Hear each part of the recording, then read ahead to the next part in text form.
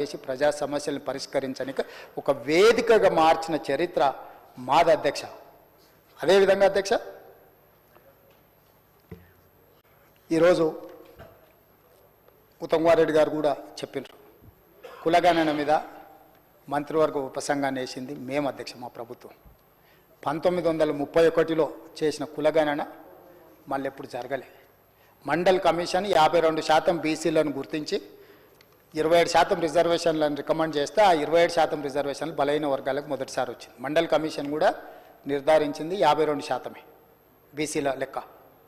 చంద్రశేఖరరావు గారు చేసిన సమగ్ర కుటుంబ సర్వేలో 21% బీసీలు అన్నాడు, 51% బీసీలు అన్నాడు, 18% ఎస్సీలు అన్నాడు, 10% ఎస్టీలు అన్నాడు, 12% మైనారిటీలు అన్నాడు. ఇవన్నీ లెక్క కట్టి ఓసీలు 21-22% చెప్పి మొత్తం ఒక లెక్కేసి 100% అని పెట్టింది. మైనారిటీలకు సపరేట్ లెక్క చూపించలేదు అధ్యక్ష. 51% బీసీలను చూపించిండు, 18% ఎస్సీలను చూపించిండు, 79%, 21% ఓసీలను చూపించిండు, 90%, 10% ఎస్టీలను చూపించిండు, 100%. ఆయన ఇచ్చిన లెక్క ఇది అధ్యక్ష. ఈరోజు మేము మంత్రివర్గ ఉపసంఘాన్ని వేసి చర్చించి ఆ తర్వాత కమిషన్ని అధికారులను అందరిని నియమించి ప్లానింగ్ డిపార్ట్మెంట్ ద్వారా 1,03,000 మంది 94,000 మంది ఎన్యూమరేటర్స్, 10,000 మంది సూపర్వైజర్లు, అదేవిధంగా కలెక్టర్ల నుంచి చీఫ్ సెక్రటరీ వరకు, ఎన్యూమరేటర్ నుంచి చీఫ్ సెక్రటరీ వరకు, ముఖ్యమంత్రి నుంచి మంత్రివర్గ సహచరులందరూ మంత్రివర్గ ఉపసంఘాన్ని ఏర్పాటు చేసి ఒక వ్యవస్థను చేసి 50 రోజులు నిరంతరం చేసి 3,54,774 మందిని ఈ భాగస్వాములను చేసి 96.9% పాల్గొన్నారు, 3.1% పాల్గొనాలి.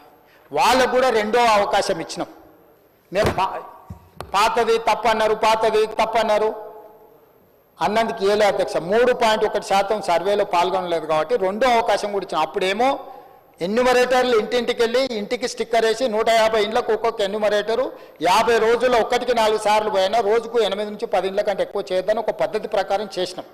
అయినా కూడా కొంతమంది వివిధ కారణాల చేత రాకపోతే రెండో అవకాశం ఇచ్చినాం. రెండో అవకాశంలో సాంకేతిక నైపుణ్యాన్ని కూడా క్రోడీకరించినాం. టోల్ ఫ్రీ నెంబర్ ఇచ్చినాం, ఆన్లైన్ ఎన్రోల్మెంట్ చేసినాం, ఇండ్ల కాడికి ప్రభుత్వ కార్యాలయంలో కౌంటర్ పెట్టినాం. టోల్ ఫ్రీ నెంబర్ చేస్తే మీ ఇంటికి అధికారిని పంపిస్తామని చెప్పి అన్ని రకాలుగా చేసినాం. దాని మీద మీరు పబ్లిక్ చేయలేదు డాక్యుమెంట్ అంటాడు. పిచ్చి పట్టిందా అధ్యక్ష? బీఎస్సీకి వచ్చిండు కదా అధ్యక్ష. మీ అధ్యక్షతన బీఎస్సీలో 17 తారీఖు నాడు కులగణన మీద చర్చ పెట్టాలి, సభలో నిర్ణయం తీసుకోలేదా మంత్రి గారు శ్రీధర్ బాబు గారు? 18 తారీఖు నాడు ఏబిసిడి వర్గీకరణ మీద చేయాలని నిర్ణయం తీసుకోలేదు, ఆల్రెడీ షెడ్యూల్ అయింది కదా.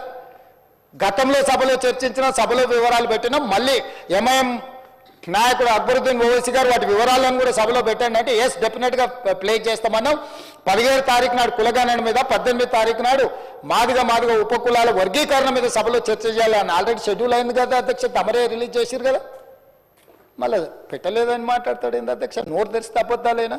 కుటుంబం అంతా అబద్ధాలు చెప్పే బతుకుతారా అధ్యక్ష? పొద్దున్నే అన్నం తింటారా, అబద్ధాలు తింటారా అధ్యక్ష వీళ్ళు? అంటే అబద్ధాల మీద GST లేదని చెప్పి ఎంతైనా మాట్లాడతారా అధ్యక్ష? ఈసారి కలిసినప్పుడు మా మహేశ్వర్ రెడ్డి గారిని రిక్వెస్ట్ చేస్తున్నాం.